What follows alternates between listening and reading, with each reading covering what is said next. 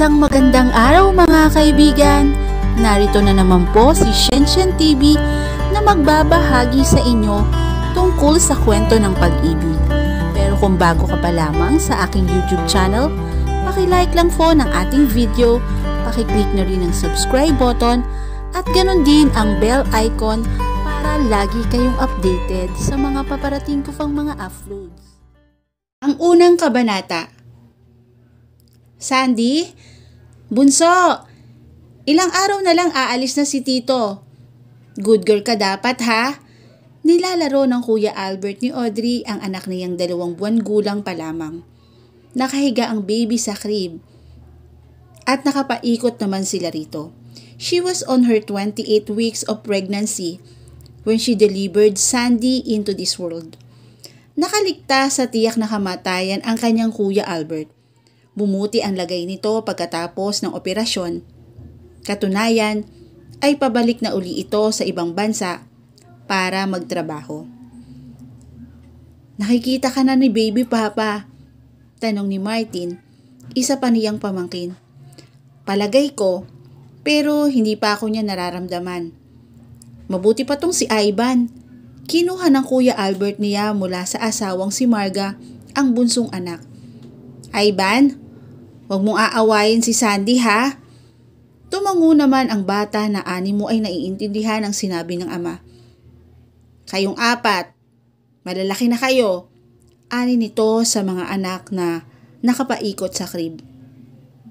Si Alfred na panganay ay pansamantalang bantay sa tindahan. Tutulong kayo sa mama nyo ha? At Tito Audrey, alam nyo namang alagain pa itong si Ivan at Sandy. Opo, Papa, sagot ng mga bata.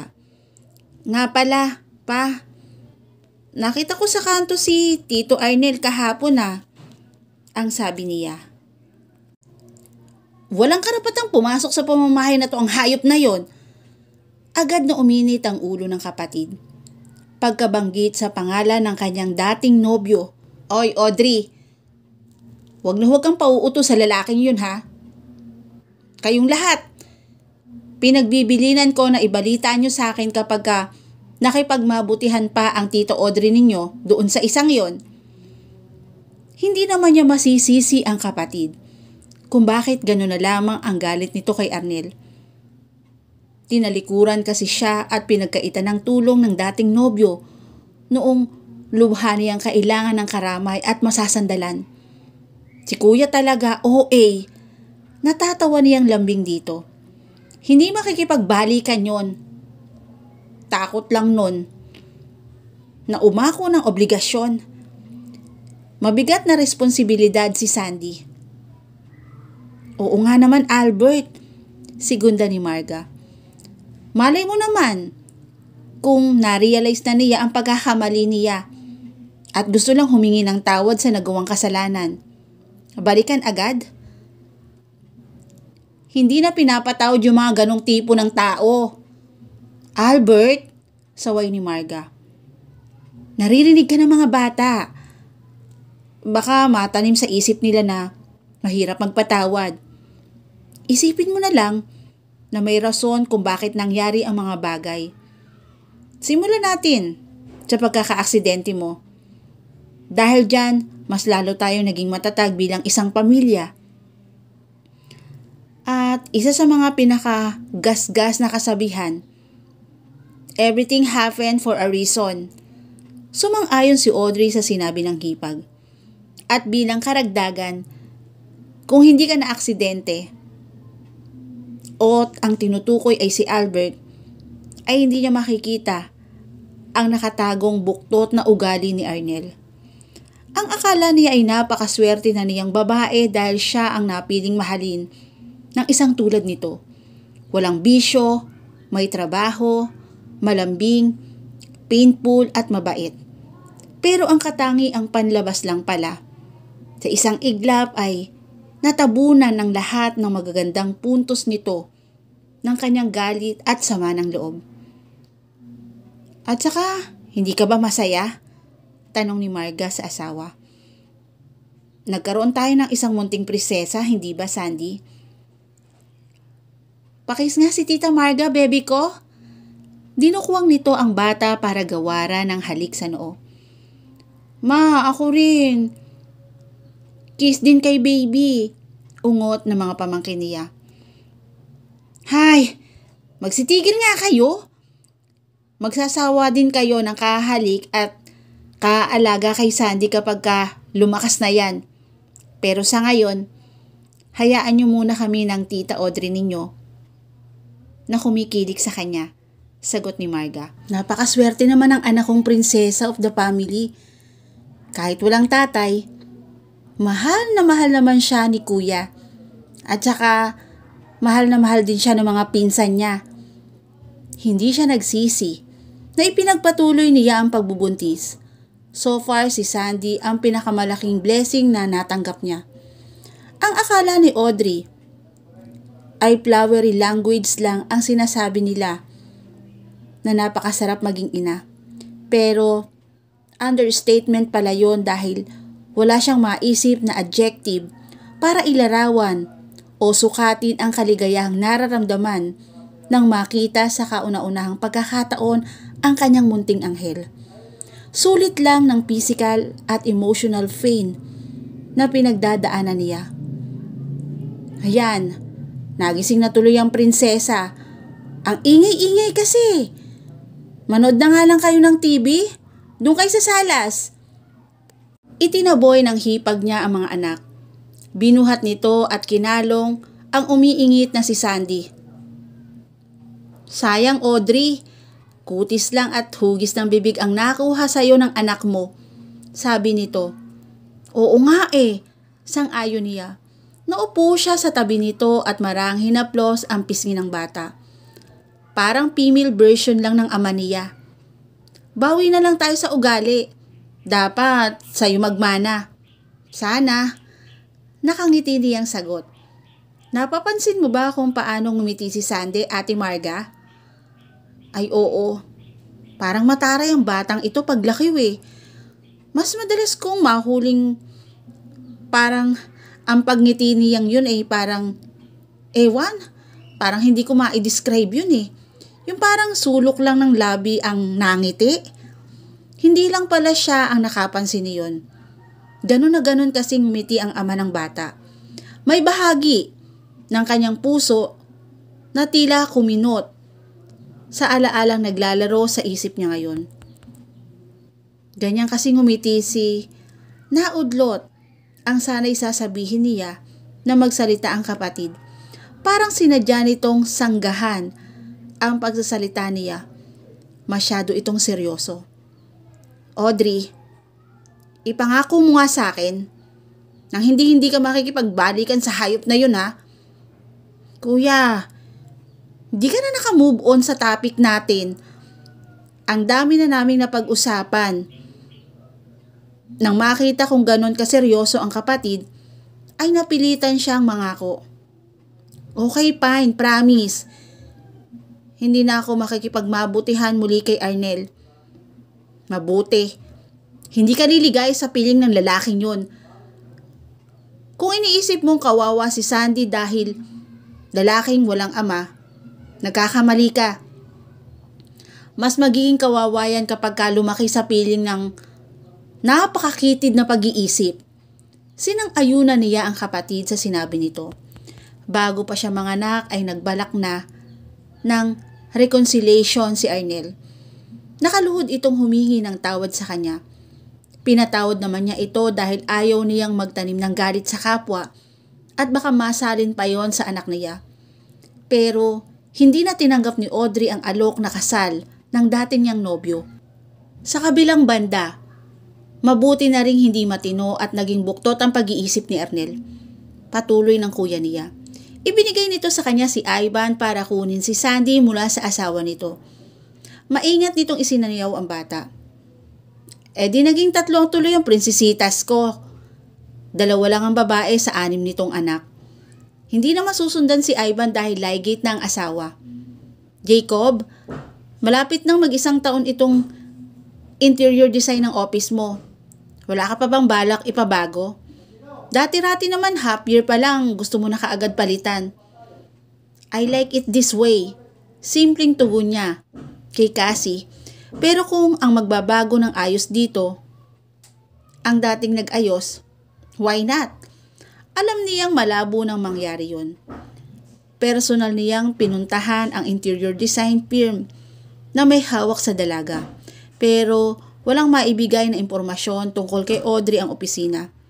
Ayon sa HR, ay hindi na nila hihinga ng requirements maliban sa biodata ang mga seasonal na mga manggagawa. Sa kasamaang palad, hindi rin mahagilap ng HR staff kung saan napunta ang biographical data na ipinasa ni Audrey. Hinahanap niya si Audrey pagkatapos niyan na maging lady escort sa loob ng mahigit 1 linggo, hindi para bigyan ng karagdagang incentive para sa serbisyo nito, kundi para tulungan sa financial burden. Napag-alaman niya na hindi professional escort ang trabaho ni Aubrey. Kumapit lang sa patalim ang dalaga. Nakakabor namang tignan itong minimalist design nito, ani ni Jacob. Palakad-lakad sa loob ng opisina. Si Cassie habang iniikot ng tingin ang kabuuan niyon. Parang dance studio. So bare. Walang class? Sino bang nag-decide na dapat ganito ang disenyo ng opisina ko? Natatawa niyang tugon sa komento nito. Ako rin ang pumili ng decorator. Hinawi nito ang floor to ceiling curtain na tumatakip sa glass window. Kung ayaw mo magpa-design, palitan na lang natin ang kulay ng kurtina. Can I make some color suggestion? Go ahead. Nagtatanong pa ito ngayon. Ito rin naman ang masusunod. But please, tanggalin mo sa lista ng lavender and pink. Why? First on the list ko pa naman yon. Biro nito. Try natin ang deep aqua blue or sea green. Napangiti si Jacob sa suhestyon nito at may naalala. I remember something kapag ka nababanggit ang deep blue at sea, Cassie. Baka naman ang idea ay naglalaro sa isip mo ngayon. Ay gawing katulad ng ship of Captain Cabin. Ang opisina ko. I thought you get seasick. Biro niya. Sukat na sinabi ay namula ang mga pisngi ng dalaga. Jacob, maktol nito, kapag ka nalaman ni Daddy ang tungkol doon, lagot ka sa akin. Cassie was his fiancé, his friend, and confidante. May isang sekreto lang siyang hindi sinasabi rito. Ang tungkol sa babaeng kinuha nito noon para maging escort niya si Audrey para sa kanya. What happened between him and Audrey was too personal to disclose to anyone. Siguro kasal na ngayon ang babaeng tulad ng naikwento nito noon. Kapag ka nag-iisi siya rito sa loob ng opisina, ay hindi niya maiwasang maalala si Audrey. Yun ang dahilan. Kaya gusto niyang panatilihin ang ayos ng kanyang opisina. Dito niya unang nakita at nakilala ang babaeng wala pang 1 taon ang nakakaraan. My lips are sealed, Cassandra. Aniya para mapanatag ang loob nito. Sige na, bahala ka nang mag-isip ng ideas.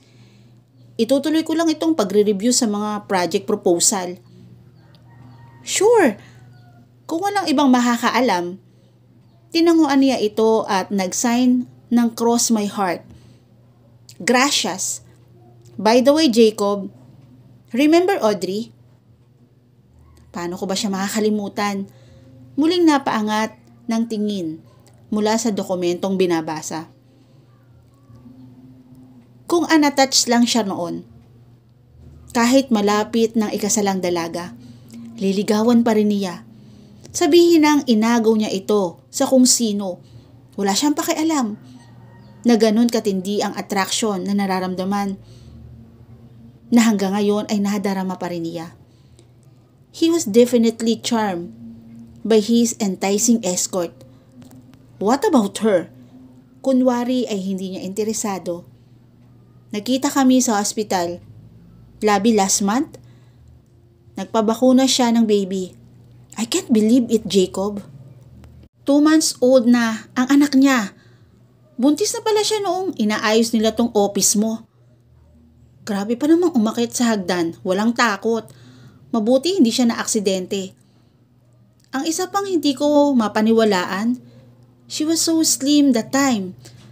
Paano nangyaring pregnant yun? Nakita mo naman ang katawan niya noon, hindi ba? Hindi niya maintindihan ang mga pinagsasabi nito. Natural. Nakita niya at natatak sa isip niya ang magandang katawan ni Audrey. May mga babae namang sadyang maliit magbuntis eh. Mabuti pumayag ang nobyo niyang mag-escort pa siya noon. Marami nag-aakala na masamang trabaho ang pagiging escort dahil sa reputasyong nagkakaroon ng sexual relation ang escort at ang social partner nito. Hindi naman lahat. Marami pa rin ang nakaset na limitation kung hanggang saan ang scope ng pagiging escort. Yun nga lang ay may ilang escort na walang perimeter na iguhit kung hanggang saan ang dapat nilang ibigay na serbisyo kaya nagkakaroon ng impression na high-class prostitution ang trabahong iyon. Maybe hindi siya nagpaalam. Hindi ba? I told you noon lang niya talaga ginawa yon. Anyway, I'm happy for her. Mukha namang masaya siya at enjoy sa pagiging mami ngayon. Itinatanong nga niya kung kasal na raw ba tayo? Ipinakita ko na lamang ang ring finger ko as my answer. Si Cassie ang nagpasyang ipostpone muna ang kanilang kasal. Nakaset na ang lahat pero petsa na lang ang hinihintay. Pero determinado si Cassie na huwag munang ituloy dahil may gusto muna itong malinawan. Sinuportahan niya ang desisyon nito na umani ng batikos mula sa kanilang pamilya na magkasosyo sa negosyo. Na-engage sila nang hindi dumadaan sa courtship. Arranged marriage naman talaga yun. Gayunpaman ay minahal din naman nila ang isa't isa.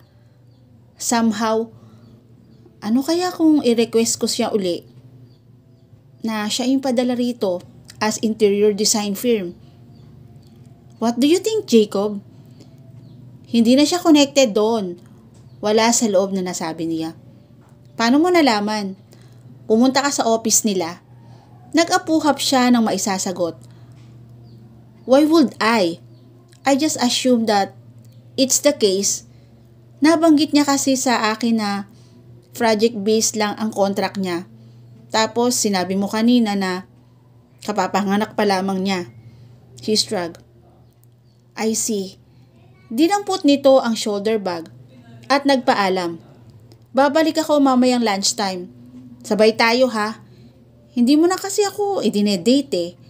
Pag-aalis ni Cassie ay nahulog siya sa malalim na pag-iisip. Dahil napag-usapan nila ni Audrey, nakusang magbalik sa alaala niya ang nangyari noong makilala niya ang dalaga. At dito na po natatapos ang unang kabanata ng aking kwento. Muli po, maraming salamat po and God bless all.